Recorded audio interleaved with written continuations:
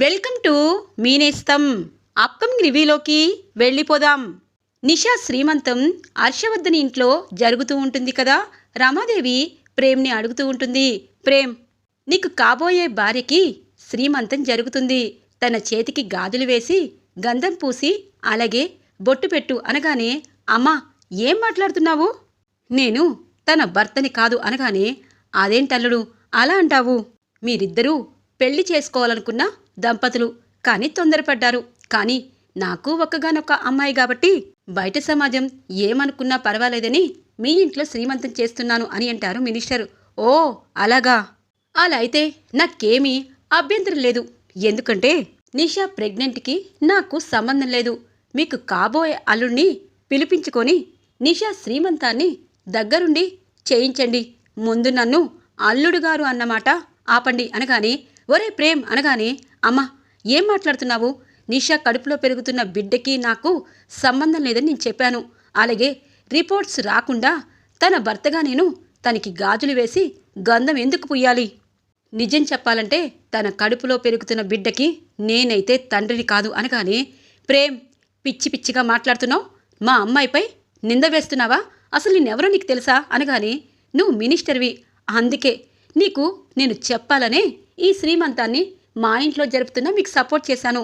నిషా కడుపులో పెరుగుతున్న బిడ్డకి నేను తండ్రి కాదు అనగానే, ప్రేమ్ అని అంటుంది, ఛీ నోరుమై. ప్రేమ్, డిఎన్ఏ రిపోర్ట్స్ మా అమ్మాయి విషయంలో పాజిటివ్గా వచ్చింది. ఏంటి బావగారు ఇంత అవమానం జరుగుతుంది అనగానే, చూడండి మినిస్టర్ గారు, నిజం చెప్పాలంటే నా కొడుకు తప్పు చేస్తాడని నేను ఎప్పుడూ అనుకోను. కానీ డిఎన్ఏ రిపోర్ట్స్ చెరోవైపు చెరో దారిలో వెళ్ళాయి. అలాగే బాబో పాపో పుట్టాకో మళ్ళీ డిఎన్ఏ రిపోర్ట్స్ మనం తీసుకుందామని చెప్పాను. చిలక్కి చెప్పినట్టు చెప్పినా మీరు మాత్రం శ్రీమంతం జరపాలని చెప్పి అందరినీ పిలుచుకున్నారు.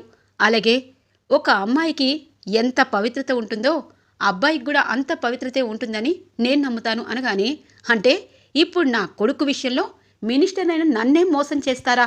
ఈ వంశం ఏం వంశం అనగానే, చూడండి మినిస్టర్ గారు, వంశం గురించి మాట్లాడే హక్కు అధికారం లేదు. ముందు నీ కూతురికి ప్రెగ్నెంట్ చేసిన వాడెవడనో కనుక్కోండి, వాడిని అడగండి, ఎందుకురా పెళ్లికి ముందు తొందరపడ్డావు అని చెప్పి అనగానే, ప్రేమ్ అని చెప్పి కాలర్ పట్టుకుంటారు.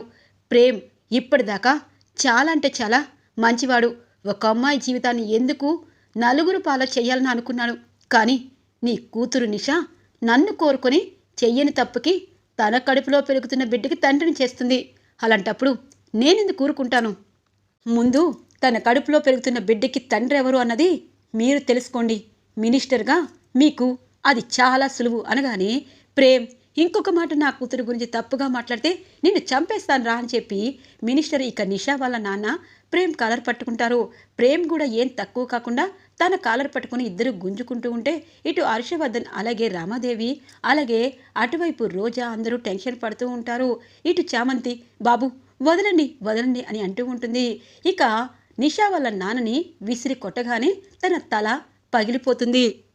కానీ నిషా వాళ్ళ నాన్నకి చిన్న దెబ్బే తగిలినా వెనకాల 4-5 దెబ్బలు ఉన్నట్టు మనకి చూపిస్తూ ఉంటారు. నిషా వాళ్ళ నాన్న ప్రాణాపాయ స్థితికి వెళ్లడంతో హుటాహుటిన నిషా వాళ్ళ నాన్నగారిని హాస్పిటల్కి తీసుకువెళ్తారు. 24 అవర్స్లో తను ఖచ్చితంగా కోలుకుంటే పర్వాలేదు, లేకపోతే మినిస్టర్ గారు చనిపోతారు అని చెప్పడంతో ఇక నిషా అందరూ బాధపడుతూ ఉంటారు. ఇక ప్రేమ్ విషయంలో చామంతి వస్తుంది. బాబు ఎందుకు ఇలా చేశారు అనగానే, చామ్ నాకు కోపం వచ్చింది, నేనేం చేయలేకపోయాను అనగానే ఇక నిషా అంటుంది, ప్రేమ్ మా నాన్నకి ఏదైనా అయితే అప్పుడు నీ అంత తేలుస్తాను అని చెప్పి అంటూ ఉంటుంది. ఇంతలో రోజాకి ఒక అద్భుతమైన ఆలోచన వస్తుంది. ప్రేమ్, నన్ను వీడియో తీసి అందరి ముందు బయట పెట్టి గెంటేయాలనుకున్నావు. ఇప్పుడు మినిస్టర్ చావు బతుకులపై ఉన్నాడు. అంటే నిన్ను శాశ్వతంగా జైలుకు పంపించే రోజు వచ్చేసింది. ఇప్పుడు ఈ రోజా ఆట మొదలవుతుంది అని చెప్పి ఇక సీక్రెట్గా పోలీస్ స్టేషన్కి ఫోన్ చేస్తుంది రోజా. హర్షవర్ధన్, రమాదేవి, చంద్రిక, చామంతి బాధపడుతూ ఉంటారు. ప్రేమ్, నువ్వు చేసింది తప్పురా. ఒక ఆడపిల్లని ప్రెగ్నెంట్ చేసి నేను కాదు అంటే వాళ్ళ నాన్నకి కోపం వస్తుంది. చూసావా హర్ష, వీడు స్నేహాల వల్ల ఈ పని వాళ్ళతో తిరగడం వల్ల వీడు ఇప్పుడు చాలా చాలా చిక్కుల్లో పడబోతున్నాడు అనగానే, రమా నువ్వాగు. చూడు ప్రేమ్, ఆవేశం పనికిరాదు. ఇంకా రిపోర్ట్స్ వచ్చే టైం ఉంది. నీకు నచ్చకపోతే ఎక్కడి నుండి పక్కకు వెళ్ళిపోవాలి. ఇప్పుడు తను మినిస్టర్, అని చెప్పి అంటూ ఉంటారు. ఇంతలో పోలీసులు వచ్చి ఇక ప్రేమ్ని అరెస్ట్ చేస్తూ ఉంటారు. లేదు, నా కొడుకుని అరెస్ట్ చేయొద్దు అని చెప్పి అంటూ ఉంటారు. ప్రేమ్ బాబు ఏ తప్పు చేయలేదు అనగానే, ఆపండి, నిజంగా ఈ సొసైటీలో మీది పేరైన కుటుంబం ఒక మినిస్టర్ విషయంలోనే ఇలా చేస్తారా?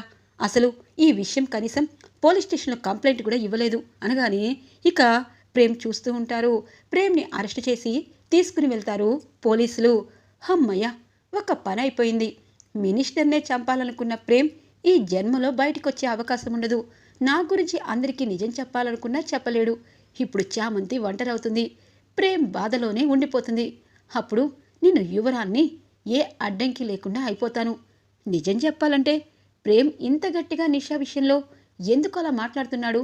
నిజంగా నిషా కడుపులో పెరుగుతున్న బిడ్డకి తండ్రి ప్రేమ్ కాదా? నాకెందుకులే, ఇది చాలా దూరం వెళ్తుంది. ఆ మినిస్టర్ పైకి పోయాడంటే శాశ్వతంగా ప్రేమ్ జైల్లో ఉంటాడు అని చెప్పి ఇక రోజా చాలా సంతోషపడుతూ ఉంటుంది. హర్షవర్ధన్ ఒక్కసారిగా తల ఊగినట్టు అనిపిస్తుంది. ఇక హర్షవర్ధన్ని జాగ్రత్తగా చంద్రిక చామంతి లోపలికి తీసుకువెళ్తారు. అయ్యగారు, మీరేమీ కంగారు పడద్దు. ప్రేమ్ బాబు గారిని నేను తీసుకొస్తాను. మీరు టెన్షన్ పడి మీ ఆరోగ్యాన్ని పాడు చేసుకోవద్దు అని అంటుంది. అవును, చామంతి నేను ప్రేమ్ ఏ తప్పు చేయలేదని నిరూపిస్తాం అనగానే, ఎలా చంద్రిక, ఎలా నిరూపిస్తారు? మనందరం కళ్ళతో చూశాము. ప్రేమే మినిస్టర్ని తోసేశాడు. బలమైన సాక్ష్యం మన ఇంట్లోనే ఉంది. అలాగే సీసీ ఫుటేజ్లో కూడా, అలాగే ఇటువైపు రోబో చిట్టి కూడా మొత్తం అంతా గ్యాదర్ చేసినప్పుడు ప్రేమే కదా తోసేశాడు అనగానే, మినిస్టర్ గారికి ఏమీ అవ్వకుండా కాపాడుకుందాం అయ్యగారు. ప్రేమ్ బాబు ఎలా ఉన్నాడో. అత్త, నేను ప్రేమ్ బాబు దగ్గరికి వెళ్తాను అని చెప్పి ఇక పరుగు పరుగున చామంతి ప్రేమ్ దగ్గరికి వస్తుంది. నాకు చాలా బాధగా ఉంది. ఆవేశంలో తప్పు చేశాను. నువ్వు నా భార్యవి చామ్. బయట ఉండి నేను సంతోషంగా చూడాలనుకున్నాను, కానీ ఆవేశంతో తప్పు చేశాను. ఆ మినిస్టర్ నిషా వాళ్ళ నాన్న ఏదైనా అయితే జీవితాంతం జైల్లో ఉంటాను. నేను అన్యాయం చేస్తున్నాను చామ్ అని అనుకుంటారు. బాబు, మీరేమీ కంగారు పడద్దు. నిషా వాళ్ళ నాన్నగారికి ఏమీ అవ్వకుండా చూసుకుంటాను అనగానే, లేదు చామ్, లేదు, నేను ఆవేశంగా ఇలా ప్రవర్తించడం సరైంది కాదు. నిజం చెప్పాలంటే నిషా కడుపులో పెరుగుతున్న బిడ్డకి నేను తండ్రిని కాను, కానీ వాళ్ళకి నేను చెప్పాల్సిన విధంగా చెప్పాల్సేది. అలాగే పెద్దగా ఉన్న ఏదైనా మా నాన్న ఇన్ఫ్లుయెన్స్తో నేను ఖచ్చితంగా సరైన డిఎన్ఏ రిపోర్ట్స్ అందరి ముందు ఉంచాల్సింది. నేను చాలా చాలా తప్పు చేశాను అనగానే, బాబు, తప్పు చేశానని బాధపడితే మరింత బాధపడతాము. అందుకే మీరు తప్పు చేయలేదని ఖచ్చితంగా నిజ నిర్ధారణ అవ్వాలని మీరు అనుకోవాలి. ఇలా ఆవేశంగా ఉండకూడదు. బాబు, నిజం చెప్పాలంటే మీరు మినిస్టర్ని తోసేశారు, కానీ తన వెనకాల చాలా పెద్ద గాయాలున్నాయి అనగానే, అవును చామ్, ఎవరో తన్ని ఏదో చేసినట్టు, నేను తన్ని కాల్చినట్టు ఉన్నాయి అనగానే, బాబు, కావాలని మన ఇంటి పరిస్థితి ఎవరికో తెలిసింది, మిమ్మల్ని ఇరికించాలని ఇలా చేశారా అనగానే, చామ్, అలా అని కాదు కానీ, ఎందుకంటే తను నిషా వాళ్ళ నాన్న నాపై ఖచ్చితంగా చేసుకోవడం తన బాధ్యత. తన కూతురు తప్పు చేయలేదని తను గట్టిగా నమ్ముతున్నాడు. కానీ ఇక్కడ నిషా తప్పు చేసినా తప్పు చెయ్యని దానిలా నన్ను పెళ్లి చేసుకోవాలనుకుంటుంది. అలాగే నిషా తన వెనకాల ఎవరున్నారు, అలాగే గుణ తనకి సహాయం ఎందుకు చేస్తున్నాడని తెలుసుకోవాలి. నేను బయటలేను అనగానే, బాబు, ఈ చామంతి అంటే ఏంటో మీకు తెలుసు కదా. మిమ్మల్ని నేను ఈ జైల్లో ఉంచనివ్వను. మీరు చాలా మంచి మనిషి. అలాగే మీరు ధైర్యం కోల్పోవద్దు. ఈ చామ్ ఉందని గుర్తుపెట్టుకోండి అని చెప్పి ఇక చామంతి ఇంటికి వస్తుంది. రోజా దగ్గరికి వెళ్తుంది. ఎందుకే పోలీసులకి ఫోన్ చేశావు అనగానే, నోర్ముయ్, ప్రేమ్ అంత ఘోరం చేస్తే పోలీస్ స్టేషన్లో పెట్టడం తప్ప అనగానే, నీ గురించి ప్రేమ్ బాబుకి అన్నీ తెలుసు, కానీ ఒకటి మాత్రం నిజం, ప్రేమ్ బాబు తప్పు చేయలేదని నా మనసు చెప్తుంది. అలాగే నిషమ్మ ఏదో చేసింది, తన కన్న తండ్రిపైనే తను ఏదో కుట్ర చేసింది, ప్రేమ్ బాబుని ఇరికించింది అనగానే, ఏం మాట్లాడుతున్నా నాకు తెలీదు, నువ్వు వెళ్ళి నీ పని చేసుకో అనగానే, ఇంతలో రమాదేవి, నేను చాలామంది లాయర్లతో మాట్లాడాను హర్ష, నీ ఫ్రెండ్ కూడా ఢిల్లీలో ఉన్నారు, తను రేపు వస్తాడంట అనగానే, చూడు రమా, ప్రేమ్ని ఎలాగైనా బయటికి తీసుకురా, వాడు లేకపోతే నేను ఉండలేను అని అంటూ ఉంటారు. ఇక బాబు, మీరేమీ కంగారు పడద్దు. మన ఇంట్లో మోసం జరిగింది, ఆ మోసాన్ని బయట పెట్టాలి, అప్పటిదాకా మీరు ప్రశాంతంగా ఉండండి అని అంటుంది. అమ్మ చామంతి, నేను నేను తట్టుకోలేకపోతున్నాను. ప్రేమ్ చాలా గొప్పవాడవుతాడనుకున్నాను. ఇప్పుడు వాడు శాశ్వతంగా జైల్లో ఉండే పరిస్థితి వచ్చింది అనగానే, అయ్యగారు మీరు టెన్షన్ పడద్దు అని చెప్పి ఇక చామంతి అలాగే చంద్రిక హాస్పిటల్కి వస్తారు. చాలామంది కార్యకర్తలు బయట ఉంటారు. ఇక వెనక నుండి వెళ్తారు చంద్రిక, చామంతి. నిషా మాత్రం వాళ్ళ నాన్నని చూస్తూ, డాడీ సారీ డాడీ, అనుకోకుండా ఇలా చేయాల్సి వచ్చింది అని అంటుంది. అప్పుడు గుణ తన పక్కనే ఉండి, ఏంటి నిషా, నేను కూడా ఒక్కసారి షూట్ చేద్దాం అనుకున్నాను, కానీ 2 సార్లు చేశాను. అంకుల్ సీరియస్ పొజిషన్లోకి వెళ్ళాడు అనగానే, ఒరే ఏ పని నువ్వు కరెక్ట్గా చేశావు? ఆ చామంతి ప్రేమ్ని విడదీయమని చెప్పి, అంటే ఇదిగో ఫుల్గా డ్రింక్ చేసి నా దగ్గరికి వచ్చావు, నా ప్రెగ్నెంట్కి కారణమయ్యావు. ఇప్పుడేమో ఆ ప్రేమ్ని ఎప్పుడెప్పుడు చంపుతామనని నాకు ప్రాణమైన ఇష్టమైన ప్రేమ్ని చంపాలనుకుంటావు. ఆ చామంతిని తీసుకుపోరా అంటే ఏదేదో చేస్తావు. ఇప్పుడు మా డాడీని ఒక్కసారి షూట్ చెయ్యి, భుజానికి షూట్ చెయ్యన్నా నువ్వు 2 సార్లు షూట్ చేశావు. ఇప్పుడు ఆ బుల్లెట్ తన లివర్ దాకా వెళ్ళిందంట. మా డాడీ ఏమైనా అయిపోతే అనగానే, అయ్యో నిషా, అది మన మంచికే అనగానే గుణ చెంప పగలకొడుతుంది నిషా. ఏరా పిచ్చి పిచ్చిగా ఉందా? అదెలా సాధ్యం? మా డాడీ ఏదైనా అయితే ప్రేమ్ని జైల్లో పెడతారు. ప్రేమ్ జీవితాంతం జైల్లో ఉంటే మరి నన్ను పెళ్లి చేసుకునేది ఎవరు? నా కడుపులో పెరుగుతున్న బిడ్డకి ప్రేమ్నే చేస్తున్నాను అనగానే, అయ్యో నిషా, తన చేతిలో మీ నాన్న చచ్చిపోయాడు అనుకుందాము. అప్పుడు సింపతితో నీ మెళ్ళలో 3 ముళ్ళు వేస్తాడు. అలాగే హర్షవర్ధన్ కూడా అదే సింపతితో వర్కౌట్ అవుతుంది అనగానే, నీకు చాలా పిచ్చి ఎక్కువైపోయి ఇలాంటి పిచ్చి పనులు చేస్తున్నావు. అక్కడ ఉన్నది మా అంకుల్ అలాగే ప్రేమ్. వాళ్ళు చచ్చినా నాతో పెళ్లికి ఒప్పుకోరు. ఎందుకో తెలుసా? నా కడుపులో పెరుగుతున్న బిడ్డకి ప్రేమ్ కాదు కాబట్టి. మా డాడీ విషయంలో నువ్వు చేసింది నేను క్షమించలేను అనగానే, నిషా కొంచెం ఆలోచించు, ఖచ్చితంగా సింపతి వర్కౌట్ అవుతుంది. మీ నాన్న పైకి పోయాడనుకో అనగానే, ఒరేయ్ ఇంకొకసారి ఇలా మాట్లాడితే నేను ఊరుకోను అని చెప్పి అంటూ ఉంటుంది నిషా. ఇక నిషా గుణ మాట్లాడుకుంటుందంతా ఇటువైపు దూరం నుండి చూస్తారు. నిషామ్మ గుణతో మాట్లాడుతుందత్తా, అలాగే గుణ వచ్చాడు అనగానే, తన ఫ్రెండ్ కదమ్మా, అందుకే వచ్చినట్టున్నాడు. నిజం చెప్పాలంటే ప్రేమ్ చేసింది తప్పే అని అంటూ ఉంటుంది చంద్రిక. అత్త నాకు చాలా బాధగా ఉంది, కానీ నిషా అమ్మ ఆ గుణతో ఎందుకంత టెన్షన్గా నువ్వే చేశావు, అలాగే నువ్విక్కడ ఉండొద్దని కోపంగా మాట్లాడుతుందత్తా, ఎందుకంటావు అనగానే, ఏమో చామంతి, నాకేమీ అర్థం కావటం లేదు. నాకు ప్రేమే గుర్తొస్తున్నాడు, చందమ్మ అని పిలిచినట్టు అనిపిస్తుంది అనగానే, అత్త నా బాధ ఎవరికి చెప్పుకోను. నా మెడలో మంగళసూత్రాలు కట్టిన నా భర్త జైల్లో ఉన్నాడు. అలాగే అత్తింటి వాళ్ళ యోగక్షేమం కోసం నేను వ్రతం చేస్తున్నాను. ఆ వ్రతం మధ్యలోనే ఆగిపోయే పరిస్థితి. ప్రేమ్ బాబు ఎంతో ఉన్నతంగా ఉండేవాడు. ఈ ఒక్క చిన్న పని కొంచెం కోపం తగ్గించి చేస్తే అంతా బాగుండేది. కానీ ఖచ్చితంగా ప్రేమ్ బాబు తప్పు చేయలేదు. ఇక్కడ నిషామ్మ గుణ ఇద్దరిని నేను ఖచ్చితంగా వాళ్ళని ఎలా చేస్తున్నారు, అసలు వాళ్ళు ఎందుకు అంత సీక్రెట్గా అలాగే కోపంగా మాట్లాడుకుంటున్నా తెలుసుకోవాలి. ఇక్కడ ఏదైనా క్లూ దొరుకుతుందేమో అని అనుకుంటుంది చామంతి. అత్త నిషా చాలా బాధగా ఉంది. ఇప్పుడు మనం తన దగ్గరికి వెళ్తే అది బయట తన కార్యకర్తలను పిలిచి మనల్ని కొట్టిస్తుందత్తా. అందుకే మనం వెనక నుండి వెళ్ళిపోదాము. అలాగే మినిస్టర్ గారికి ఏదీ కాదని డాక్టర్ మనకి చెప్పాక మనకి ధైర్యం వస్తుంది అని చెప్పి ఇక అక్కడి నుండి ఇక చామంతి చంద్రిక వెళ్ళిపోతారు. ఇక చామంతి చాలా బాధపడుతూ ఉంటుంది.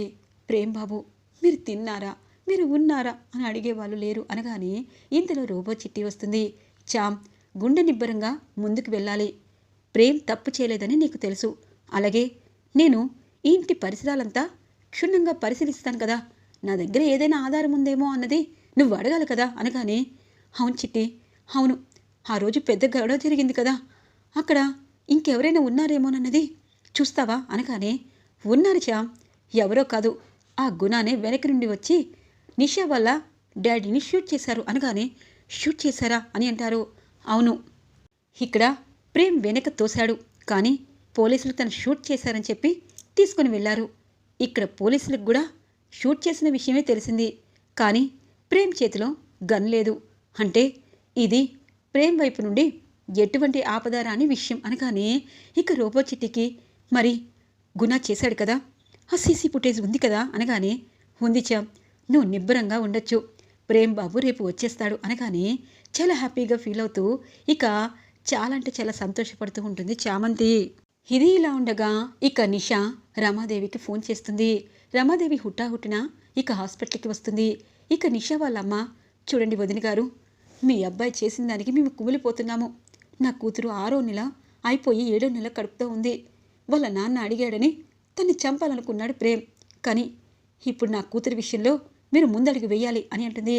అయ్యో నిషా, నేనేం చేయాలి అని అంటుంది రమాదేవి. ఆంటీ, మీరేం చేస్తారు అన్నది నేను చెప్తాను. మా డాడీ చావు బ్రతుకుల మధ్య ఉన్నాడు. అలాగే అంకుల్ని ఒప్పించారు అంటే ప్రేమ్ నా మెడలో 3 ముళ్ళు వేస్తాడు. ప్రేమ్ తప్పు లేదని చెప్పి ఖచ్చితంగా నేను బయటికి తీసుకొస్తాను. నా మెడలో ప్రేమ్ 3 ముళ్ళు వేస్తే చాలాంటి అని అంటుంది. అమ్మా నిషా, నిజం చెప్పాలంటే నేను అదే ఆలోచిస్తున్నాను. ఖచ్చితంగా హర్ష ఒప్పుకుంటాడు. ప్రేమ్ అంటే వాడికి ప్రాణం. ప్రేమ్ని ఒప్పించి నీ మెడలో తాలిపొట్టు కడతాడు. నువ్వేమీ కంగారు పడదు అని చెప్పి రమాదేవి ఇంటికి వస్తుంది. ఇక హర్షవర్ధన్ని అడుగుతూ ఉంటుంది. చూడు హర్ష, ఒక ఆడపిల్ల ఉసురు తీసుకోకూడదు.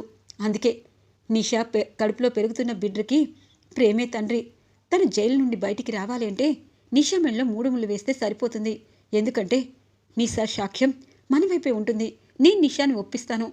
వాళ్ళిద్దరి పెళ్ళి ఈ క్షణమే హాస్పిటల్లో వాళ్ళ నాన్నగారి కంటి ముందు జరిపిద్దాం హర్ష అని అంటారు. చూడు రమా, నువ్వేం మాట్లాడుతున్నావు నాకు అర్థం కావటం లేదు. కానీ ప్రేమ్ తప్పు చేస్తే ఖచ్చితంగా శిక్ష అనుభవిస్తాడు. ఒకవేళ తప్పు చేయకపోతే బయటికి వస్తాడు అని. అవును, మీకెందుకు, అక్కడ ప్రేమ్ ఎంత బాధపడినా మీకు అవసరం లేదు అని చెప్పి ఇక రమాదేవి వెళ్తూ ఉంటే, ఆగండమ్మా, నేను కూడా మీతో పాటు వస్తాను అని అంటుంది చామంతి. ఈరోజు రివ్యూలో ఇంట్రెస్టింగ్గా ఎండ్ అవుతుంది ఫ్రెండ్స్. రాబోయే రివ్యూ కోసం మా ఛానల్ని సబ్స్క్రైబ్ చేసుకోండి. Thanks for watching friends.